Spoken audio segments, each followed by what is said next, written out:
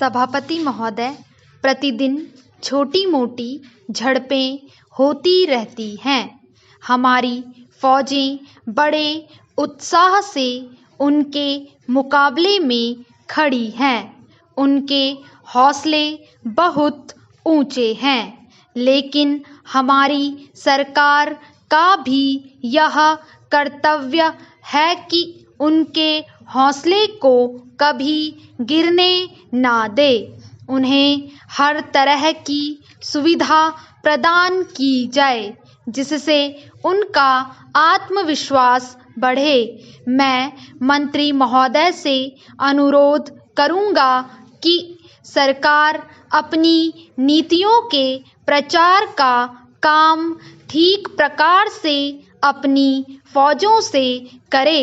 उनको अच्छे अच्छे हथियार दे। अनुसूचित जातियों और आदिवासी जातियों के आयुक्त ने जो अपना प्रतिवेदन प्रस्तुत किया है, उस प्रतिवेदन को देखने से यह प्रतीत होता है कि इसको तैयार करने में उन्होंने बहुत परिश्रम से कार्य किया है। इसके लिए मैं उनको और उनके सहयोगियों को धन्यवाद देता हूं, परंतु साथ ही साथ इस प्रतिवेदन के संबंध में कुछ आवश्यक निवेदन भी करना चाहता हूं। पहली बात तो यह है कि इस प्रतिवेदन को देखने से ऐसा प्रतीत होता है कि इन कार्यों के लिए जिस धन का उपयोग होता है, वह 3 साधनों से उपलब्ध होता है: केंद्र सरकार द्वारा, राज्य सरकारों द्वारा और कुछ गैर सरकारी संस्थाओं द्वारा। प्रतिवेदन के अनुसार जितना धन इन कार्यों पर व्यय करने के लिए दिया जाता है, उतना धन पूरी तरह से व्यय नहीं हो पाता। मैं यह नहीं कह सकता कि आवश्यकता से अधिक धन दिया जाता है या कार्यकर्ताओं को वह धन प्राप्त ही नहीं होता, जिसके कारण से वह बिना खर्च हुए बच जाता है।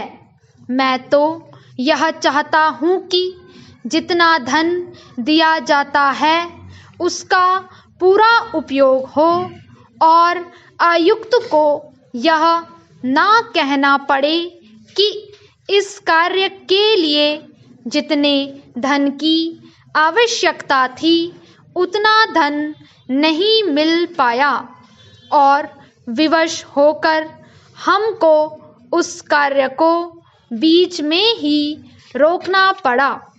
जहाँ तक राज्य सरकारों का संबंध है, बहुत सी राज्य सरकारें अभी तक इस कार्य में असावधानी से काम ले रही हैं और इस कार्य को उपेक्षा की दृष्टि से देखती हैं। आयुक्त ने इस बात की शिकायत की है कि बहुत सी राज्य सरकारों ने अनेक पत्र भेजने के बाद भी अभी तक अपनी रिपोर्ट नहीं भेजी है। मैं चाहता हूं कि सरकार इस तरफ निष्ठापूर्वक ध्यान दे। राज्य सरकारों पर दबाव डाला जाए कि वे इस दायित्व के प्रति सचेत हों और आयुक्त को उनके कार्य में पूरा सहयोग प्रदान करें।